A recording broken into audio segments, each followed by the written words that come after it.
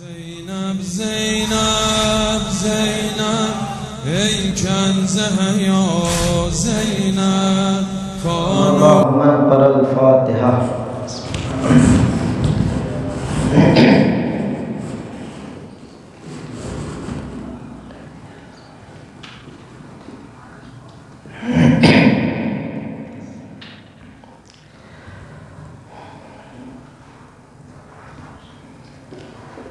حسبنا الله ونعم الوكيل نعم المولى ونعم النصير الحمد لله الذي هدانا لهذا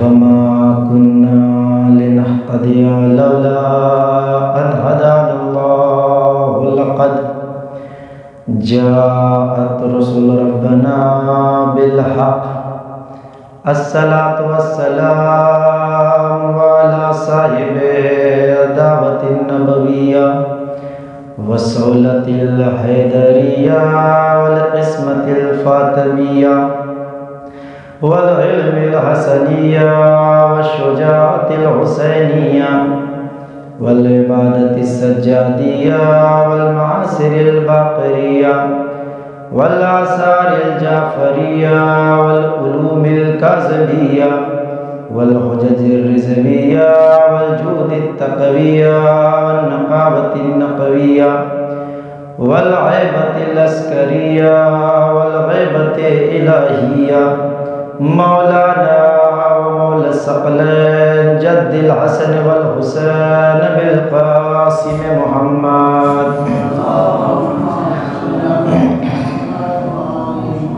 وعليه الطيبين الطاهرين المعصومين والمظلومين أما بعد فقد قال رسول الله صلى الله عليه وآله وسلم بسم الله الرحمن الرحيم إن الحسين مصباح الهدى وسفينة النجاة صلوات محمد وعلى محمد.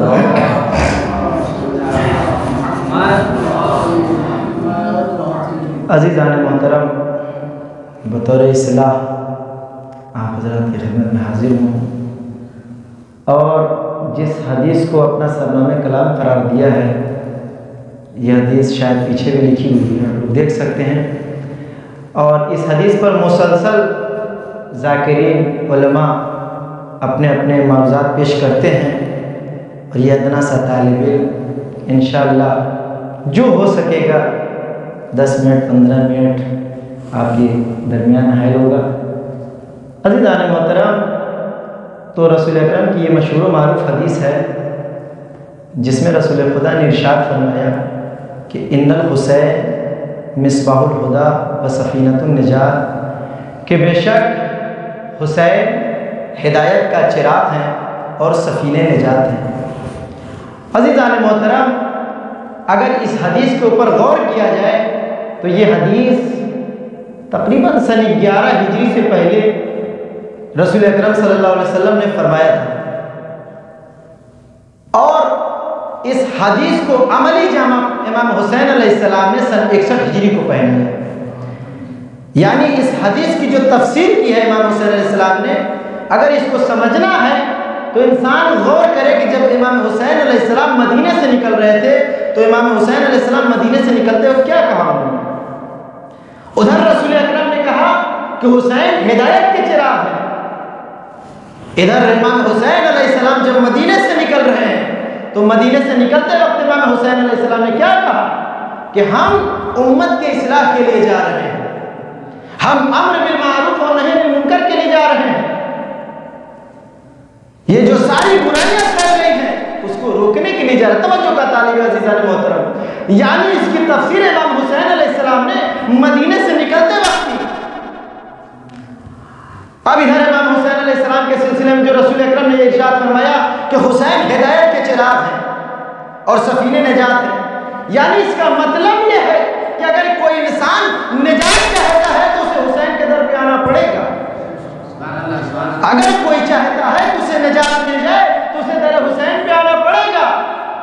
اور یقیناً آپ تاریخ اٹھا کر کے دیکھ لیجئے کہ جو حسین کے در پر اسے راہ نجات مل گئی، وہ شفایاب ہوا۔ توجہ کا طالب عزیزو، تو عزیزان محترم، تو امام حسین کے سلسلے میں جو رسول اکرم صلی اللہ علیہ وآلہ وسلم نے ارشاد فرمایا، صلوات پڑھیں محمد والے محمد، کہ حسین ہدایت کے چراغ ہیں، یعنی ہدایت کے چراغ ہیں، یعنی چراغ کی جو تشبیہ دی ہے امام حسین علیہ السلام کے سلسلے میں، کیا مطلب ہے اس کا؟ چراغ سے تشبیہ دیا عزیزان محترم۔ چراغ کے سلسلے میں پہلے آپ اٹھا کر کے دیکھ لیں کہ چراغ کی تشبیہ کیوں دی؟ چراغ کا کیا مطلب ہوتا ہے؟ یعنی چراغ کے اندر جو ظرفیت ہے، جو توانائی ہے، جو مواد ہے، جب تک چراغ کے اندر مواد موجود ہے، ظرفیت اس کی موجود ہے، جب تک اس کے اندر توانائی موجود ہے، وہ اپنی توانائی کے مطابق تاریکیوں سے مقابلہ کرتا ہے۔ توجہ کا طالب ہے، تاریکیوں سے مقابلہ کرتا ہے اور اپنے نور کو تاریکیوں تک پہنچانے کی کوشش کرتا ہے۔ بس اسی طریقے سے امام حسین علیہ السلام کے سلسلے میں رسول اکرم نے ارشاد فرمایا تھا کہ ہدایت کے چراغ ہے، تو امام حسین علیہ السلام بھی اپنی شخصیت کے اعتبار سے، جب تک امام حسین کے جسم کے اندر ایک قطرہ خون تھا، اس وقت تک امام حسین علیہ السلام ظلم، ستم، یعنی جتنی بھی برائیاں تھی سب کا مقابلہ کرتے رہے، سب کا مقابلہ کرتے رہے۔ تو عزیزان محترم، تو امام حسین علیہ السلام کی عظمت کیا ہے؟ یعنی ہدایت کے چراغ ہیں۔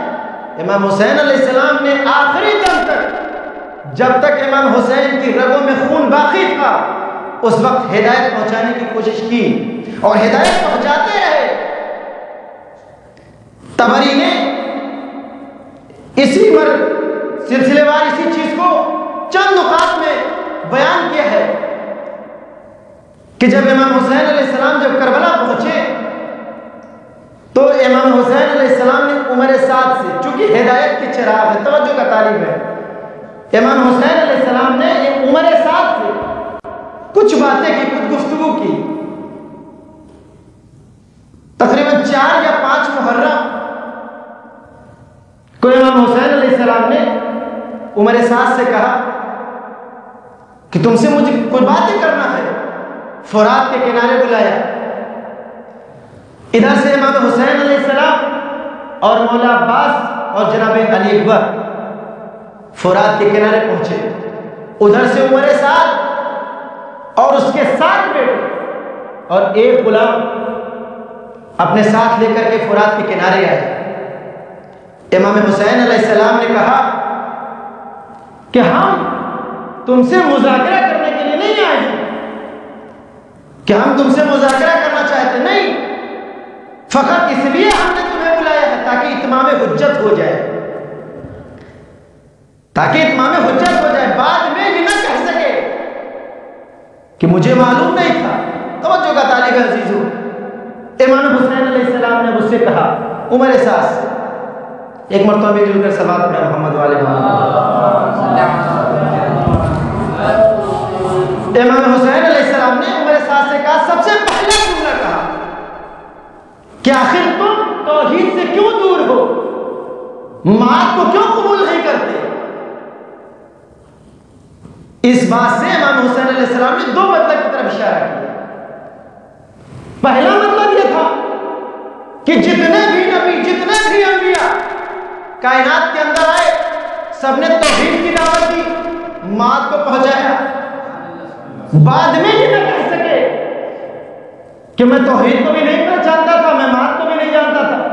اسی وجہ سے امام حسین علیہ السلام نے کہا کہ تم توحید کو کیوں قبول نہیں کرتے، معاد کے اوپر کیوں ایمان نہیں لاتے؟ تو عزیزان محترم، اس نے کوئی جواب نہیں دیا۔ امام حسین علیہ السلام نے اس سے کہا کہ ٹھیک ہے، اگر تم اس چیز کو نہیں مانتے ہو، لیکن کم سے کم اتنی بات کو تو جانتے ہو کہ رسول اکرم پیغمبر اسلام جب کائنات میں آئے تو سب سے پہلے انہوں نے توحید کی دعوت دی، انہوں نے معاد کا پیغام دیا۔ تم رسول کو پہچانتے تو ہو، لیکن جب رسول کو پہچانتے ہو کہ جو توحید کا پیغام دے، پھر اس کے بیٹے کو کیوں قتل کرنا چاہتے ہو؟ کیا رسول کے بیٹے کو قتل کرنا گناہ نہیں ہے؟ لیکن کوئی جواب نہیں آیا۔ توجہ عزیزان محترم، دوسرے مرحلے میں امام حسین علیہ السلام نے فرمایا، اسی سے کہا کہ اے عمر صاحب یہ بتا دے کہ تو مجھے قتل کیوں کرنا چاہتا ہے؟ قتل کرنے کی کیا وجہ ہے؟ اچھا یہ بتا دے کہ اگر تو مجھے قتل کر دے گا تو تجھے کیا مل جائے گا؟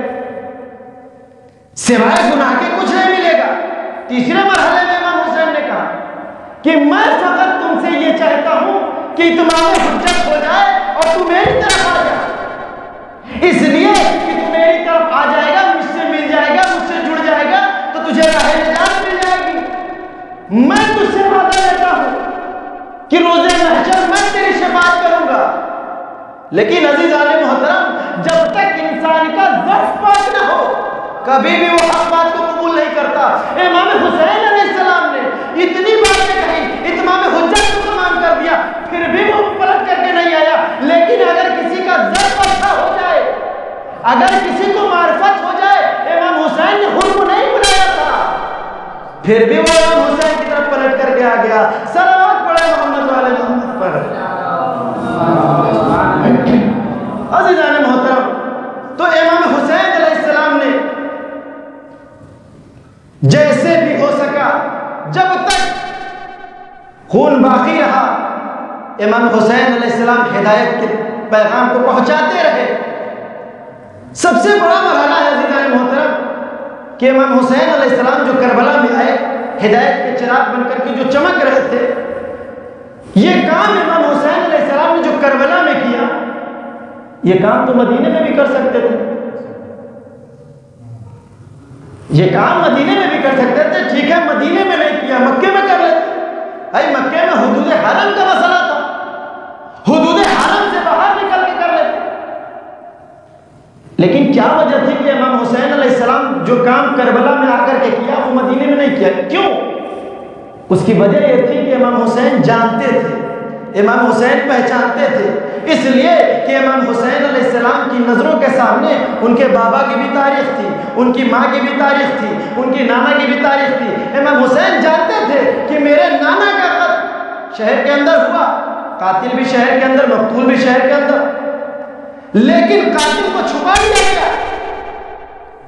میری ماں کو شہید کیا گیا، وہاں پر بھی قاتل کو چھپا لیا گیا۔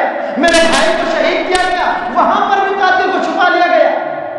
اس لیے امام حسین جانتے تھے کہ اگر میں یہ کام مدینے کے اندر کرتا ہوں تو کہیں ایسا نہ ہو کہ میرے بھی قاتل کو چھپا دیا جائے۔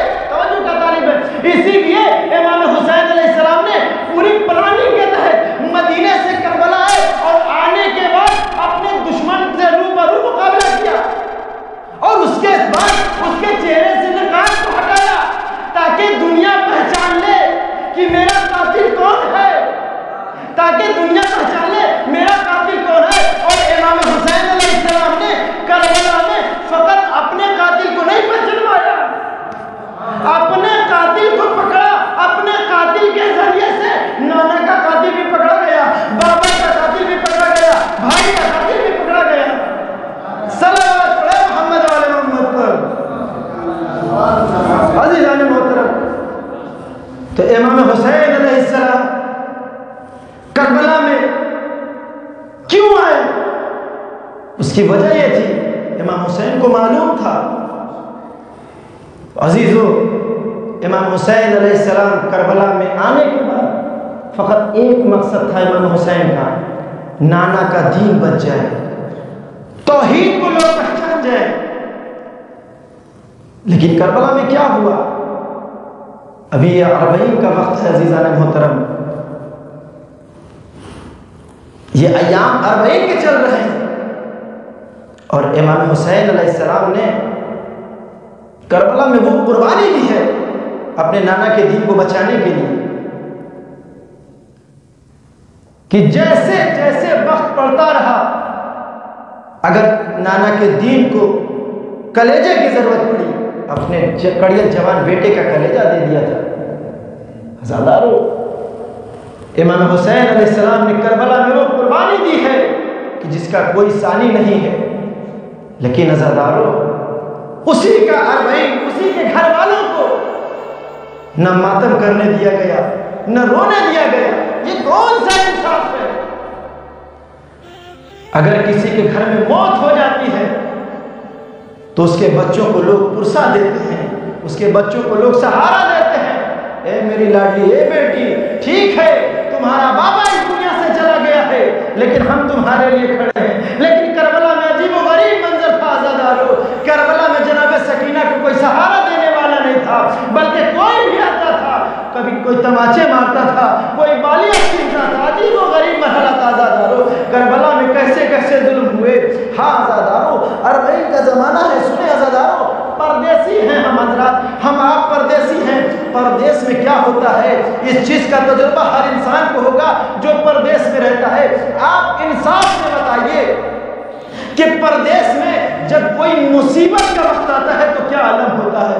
جب کوئی مصیبت کا عالم آتا ہے تو فقط جب بھی کوئی بھی پردیسی ہو، پردیس میں فقط اتنا ہی تلاش کرتا ہے کوئی اپنا مل جائے، کوئی اپنا عزیز مل جائے، کوئی اپنا چاہنے والا مل جائے، کوئی اپنا دوست مل جائے۔ لیکن عزادارو، کربلا کے میدان میں اتنے ظلم و ستم ہوئے، ارے یہ بیٹیاں صحیح 11 قدم کے بعد فقط یہی چاہتی تھی کوئی اپنا ہو جو بڑھ کے سہارا دے دے، لیکن ہائے عزادارو، کوئی سہارا دینے والا نہیں۔ اجرکم اللہ۔ ہاں ہاں عزادارو، امام حسین علیہ السلام کا یہ لٹا ہوا قافلہ یہ اسیر کر کے دربار شام میں پہنچا۔ سنیں عزادارو، جناب سکینہ کی آپ نے مختلف شہادتیں پڑھی ہیں، آپ نے سنی بھی ہیں۔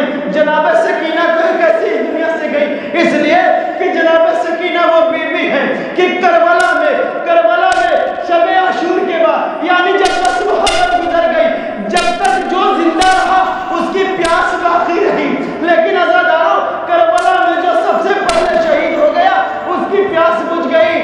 لیکن ہاں عزادارو، میں نے تاریخ کے رخ کو الٹ کے دیکھا، مجھے کہیں نہیں ملا کہ جناب سکینہ کی پیاس کب بجھی۔ ہاں عزادارو، جناب سکینہ جب یہ قافلہ اسیر کر کے شام کے زندان میں پہنچا ہے، سنیں عزادارو، شام میں جب پہنچا یہ قافلہ تو تاریخ بتاتی ہے کہ جب یہ قافلہ جب قید کر لیا گیا تو قید خانے کے دروازے پر جناب سید سجاد کھڑے تھے۔ اور ادھر شام کے چھوٹے چھوٹے بچوں کا ادھر سے گزر ہوا، کیا دیکھا کہ ایک شخص دروازے پہ کھڑا ہے جس کا امامہ جلا ہوا ہے، کیا دیکھا جس کا امامہ جلا ہوا ہے، اور اس کے بعد نظر پڑی، کیا دیکھا ایک چھوٹی سی بچی ہے کہ جس کا دامن جلا ہے۔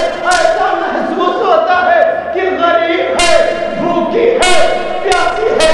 عزادارو، جب یہ بچے دیکھنے کے بعد اپنے گھروں کو گئے، جانے کے بعد اپنے والدین سے کہتے ہیں، مادر گرامی، بابا جان، ارے زندان کے دروازے پہ ہم نے دیکھا کہ کچھ قیدی ہیں، وہاں پہ ایک بچی کو دیکھا جو دیکھنے سے محسوس ہوتا ہے کہ شاید وہ بھوکی بھی ہے، پیاسی بھی ہے، اس کے پاس لباس بھی صحیح نہیں۔ ہاں عزادارو، یہ بچے اپنے گھروں سے جو ہو سکا، لباس ہوا، کھانا ہوا، سب یہ بچے زندان کے دروازے پہ لے کے پہنچنے کے بعد کیا دیکھا، وہ شخص تو کھڑا ہے لیکن بچی نظر نہیں آتی۔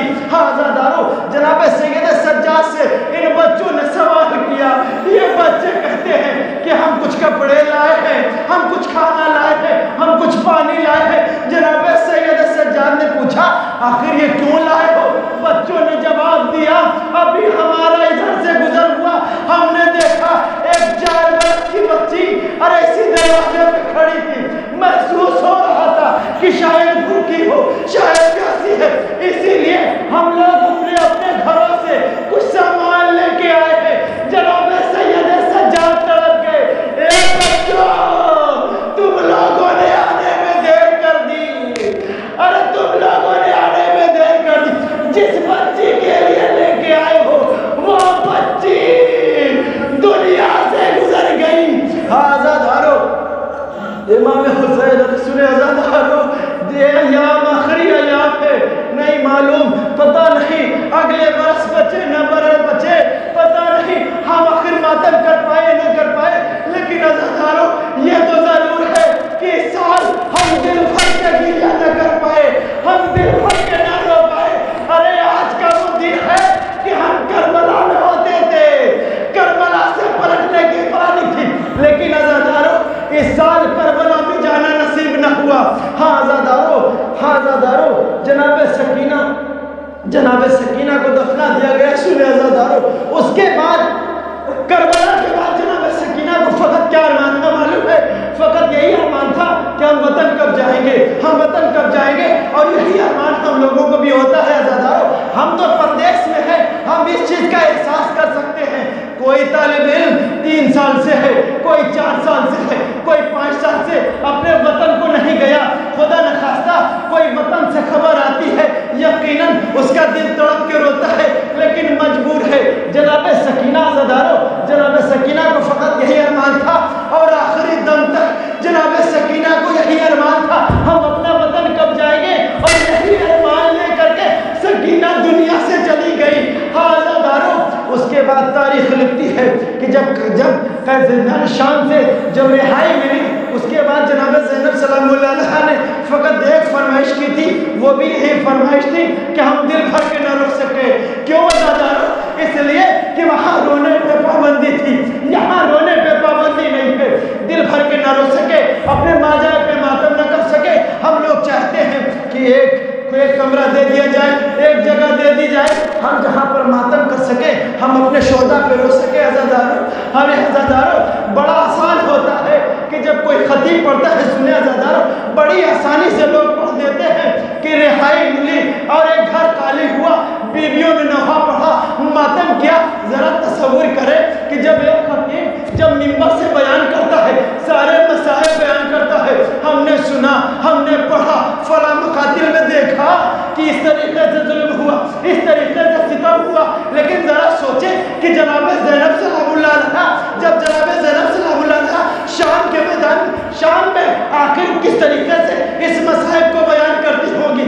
یقیناً میرا دل کہتا ہے جناب زینب نے کہا ہوگا, ارے میں نے اپنی نظروں کے سامنے اپنے بھائی کے گلے پہ کندے خنجر پھیرتے ہوئے دیکھا, میں نے اپنی نظروں سے اپنی بچی کے لوگ کو چھت کرتے دیکھا, ہم نے اپنی نظروں کے سامنے اپنے 18 سال کے کڑیے جوان کے لاشے کو دیکھا. عزادارو تبرکات ملے, سارے تبرکات ملے. جناب زینب صلی اللہ علیہ ایک تبرکات ساری بیویوں کو تقسیم کیا, جو بھی تبرکات دے دیا. تاریخ لکھتی ہے کہ جب چادریں ملی, جناب زینب نے سب کی چادر کو دے دیا. جناب زینب کے ہاتھوں میں ایک نبی کی چادر بچی. ایک مرتبہ قبر سکینہ کا رخ کیا, اے میری لاڈلی, بڑا ارمان تھا تمہیں وطن جانے کا, رہائی مل گئی. تمہیں چادروں کا ارمان تھا, یہ چادریں مل گئی, لیکن تم موجود نہیں.